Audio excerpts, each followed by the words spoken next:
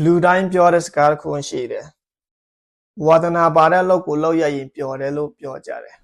ခက်လေကြီးကျွန်တော်ပြုံးမိတာတော့အမှန်ပဲအဲ့ဒါကပါလဲဆိုတော့ဖုန်းနဲ့တက်ပုံရရင်တောင်ကိုယုကာရရိုက်တက်တဲ့ကျွန်တော်ကခုလိုကင်မရာကိုကြည့်ပြီးဗီဒီယိုရိုက်တယ်ဆိုတော့ကျွန်တော်ဘဝမှာဖြစ်လာလိုက်မယ်လို့မထင်ခဲ့ဘူးအမှန်တိုင်းပြောရင်ကျွန်တော်ဘဝမှာခက်ကျွန်တော်စူးစမ်းယူရတဲ့ skill set တစ်ခုက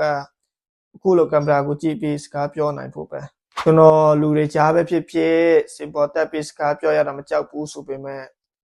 အခုလိုကင်မရာကိုကြည့်ပြီးစကားပြောတဲ့ချိန်ကျရင်စကလုံးတွေကပျောက်သွားလိမ့်ရှိတယ်နောက်တစ်ခုကပါလဲဆိုတော့ကျွန်တော်ဗီဒီယိုရိုက်တိုင်းလဲ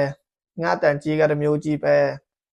ငါရုပ်ကြီးကဘလို့ဖြစ်နေမှာလဲငါပြောတာတွေကစမှုမဖြစ်လိုက်တာဆိုပြီးတော့အတွေးတွေအမြဲဝင်လာတတ်တယ်ဒါပေမဲ့ကိုဝါသနာပါတဲ့ဗီဒီယို content တွေစလောက်လာတဲ့အခါမှာတော့ဒါတွေဟာအမှားမဟုတ်ဘူးဆိုတာကျွန်တော်သဘောပေါက်လာခဲ့တယ်ကျွန်တော်တို့ဘယ်လို့မဆိုကျွန်တော်တို့လွယ်တယ်မရှိဘူးကျွန်တော်အချိန်ပေးရတယ်ကျွန်တော်အားစိတ်ရတယ်ကျွန်တော်တို့အချိန်ခါကျွန်တော်တို့အထက်ခါကျွန်တော်တို့လုပ်ယူရတယ်အဲ့ဒီအချိန်မှာပဲကျွန်တော်သဘောပေါက်လာတာကဝါသနာပါတဲ့လို့ဆိုတော့ကျွန်တော်တို့ပျော်ဖို့တော့မဟုတ်ဘူးကျွန်တော်ကိုစမ်းတက်ဖို့ကိုယ့်ရဲ့အားနဲ့ချက်တွေကိုနေ့တိုင်းမျက်နှာချင်းဆိုင်ကြည့်ဖို့ဖြစ်လာတာပါအခုဒီဗီဒီယိုကိုကြည့်နေမယ့်ဆွေတို့ကိုကျွန်တော်မှာချင်တာက motivation တွေလိုက်မတောင်းပါနဲ့ motivation ဆိုတာခဏပါပဲတကယ်တော့အရေးကြီးတာကကျွန်တော်ကိုယ်တိုင်လုပ်တာကျွန်တော်ကိုယ်တိုင်စူးစမ်းတာပါကျွန်တော်ဝါသနာပါတဲ့လောက်ကိုလုပ်တဲ့ခါကျရင်ကျွန်တော်တို့ပျော်လဲလုပ်ပါ